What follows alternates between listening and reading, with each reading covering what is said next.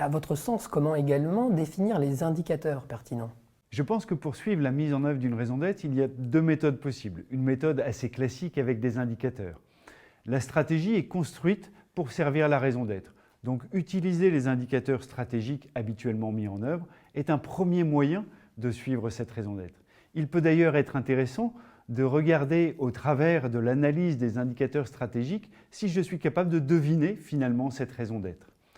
En tout cas, la stratégie étant sur un temps plus court que la raison d'être, ces indicateurs peuvent être amenés à être modifiés. Toutefois, en complément, il me semble utile d'aller plus loin qu'un suivi de la mise en œuvre de la raison d'être par des indicateurs. En effet, celle-ci est très large.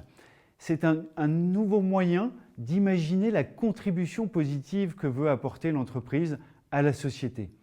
Et il n'est pas toujours évident de le mettre dans des indicateurs, surtout qu'un choix d'indicateurs va restreindre le périmètre que je regarde. Et finalement, il peut être intéressant de se dire que ma raison d'être m'invite à développer de nouvelles activités qui ne sont pas traduites dans ces indicateurs. Et là, je pense que pour des acteurs de bonne foi qui veulent réellement mettre en œuvre leur raison d'être, il peut être intéressant de s'appuyer sur des regards externes, le comité de mission évidemment, mais pourquoi pas des pairs, d'autres entreprises qui essayent de faire cet exercice sincère et qui pourraient venir nous aider à évaluer le niveau de mise en œuvre de notre raison d'être. Alors les indicateurs, c'est généralement la partie la plus délicate pour les entreprises.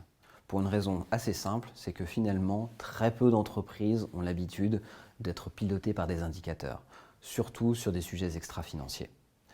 Donc ça, c'est un point à avoir à l'esprit, c'est que quand on a une raison d'être, il faut la faire vivre. Et donc les indicateurs doivent nourrir cette raison d'être. Donc premier point, plutôt que de chercher des indicateurs dans tous les sens, l'important est d'essayer de trouver des indicateurs qui sont déjà finalement assez révélateurs de ce que l'entreprise peut faire, mais peut-être qu'ils n'ont pas été formalisés. Donc si je prends un exemple, ça peut être sur la diminution de l'empreinte environnementale de l'entreprise.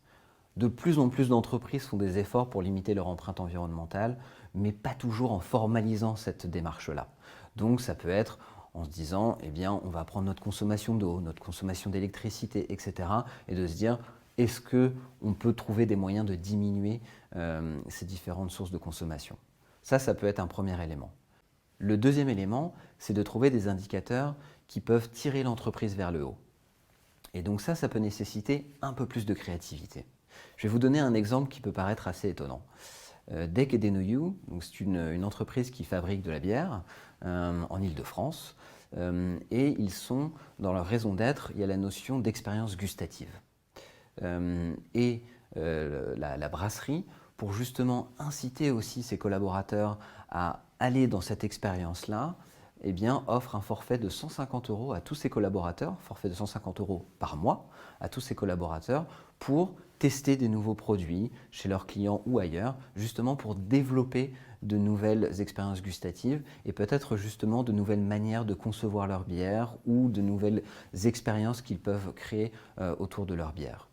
Donc l'idée, c'est vraiment d'aller chercher des indicateurs qui peut-être sont hors champ au premier abord, mais permettent de tirer l'entreprise vers le haut.